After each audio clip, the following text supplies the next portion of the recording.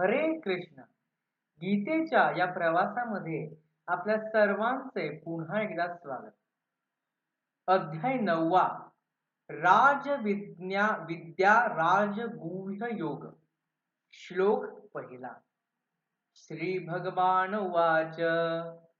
इदं तु ते गुह्यतं प्रवक्ष्याम्य न सूयवे ज्ञानं विज्ञानसहितं यज्ञात्वा मोक्षसे शुभात.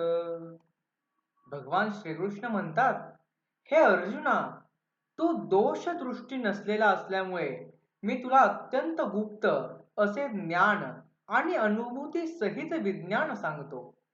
हे जाणल्याने तू सर्व अशुभ आणि दुःखांपासून मुक्त होशील. राजविद्या राजगुह्यं पवित्रमिदमुत्ततं प्रत्यक्षावगमं धर्म्यं सुसुखं कर्तुमव्ययम्.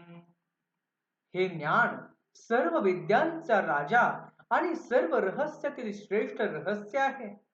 हे अत्यंत पवित्र, प्रत्यक्ष अनुभवण्याजोगे, धर्मयुक्त, सहज आचरण करण्यासारखे आणि अविनाशी आहे.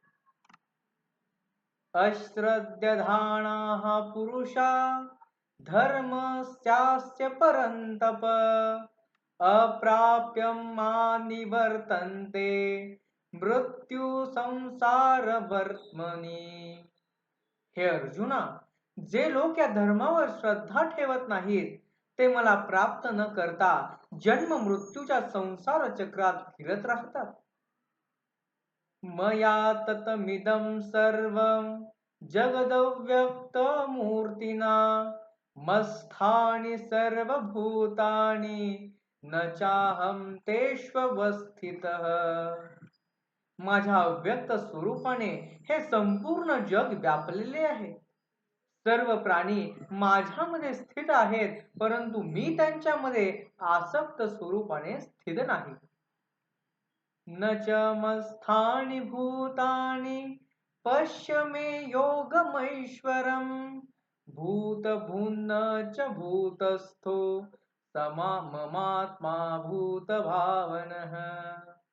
प्रत्यक्षात प्राणी माझ्यामध्येही स्थित नाहीत.